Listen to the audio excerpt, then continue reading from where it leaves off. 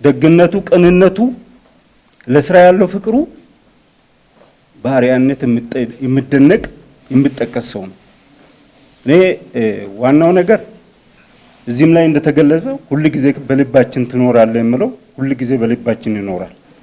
አዲስ ሚዲያ እዚህ የተገኘ ነው በተለያየ ስራ ምክንያት የሰው ጥቂት የሰው ኃይል ነው ያለው።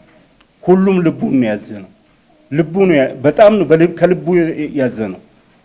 አሁንም ልጆቻችን ነው።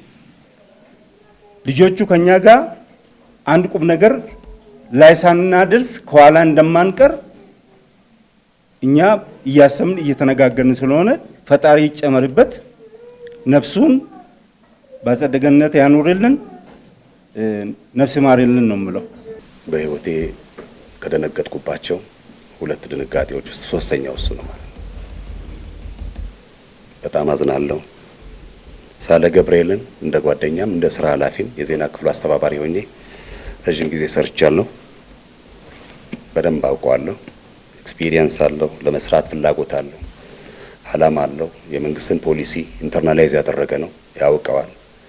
ስለዚህ እንደዚህ አይነት ሰው ሉዝ ማድረግ ልብ ከመንካትም አልፎ ተቋማዊ ላይ የራስ የሆነ ስዕል ያሳርፋል ብዬ አስባለሁ።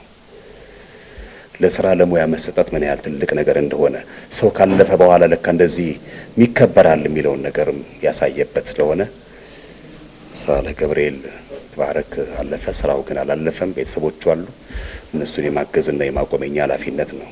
ሌላው ለአዲስ ሚዲያ ኔትወርክ ያለኝ ክብር የላቀ ነው። በፊትም ያለኝ ክብር የላቀ ነው። ያደግኩበት ቤት ነው። የተማርኩበት ቤት ነው። የገነንኩበት ቤት ነው።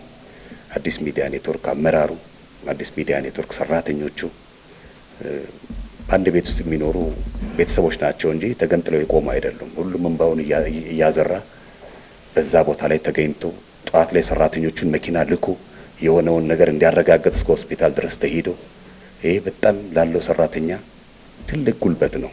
የአመራሩ ቁርጠኝነት እዚህ ላይ ትልቅ አበባ ተዘጋጅቶ አመራሩ ስራውን ትቶ መጥቶ ሽኝት አድርጎ በእንባ ውስጣዊ ስሜቱን ከፍሎ እንደገና ደግሞ ይህን ዝግጅት ደግሞ እዚህ መስሪያ ቤት ውስጥ አዘጋጅቶ እኛንም ጠርቶ ያደረገው ነገር በጣም ልብ የሚነካና ለሁላችንም ጉልበት ስለሆነ ለአዲስ ሚዲያ ኔትወርክ አመራርና ሰራተኞች በሙሉ ልባዊ ምስጋና ማቅረብ እፈልጋለሁ።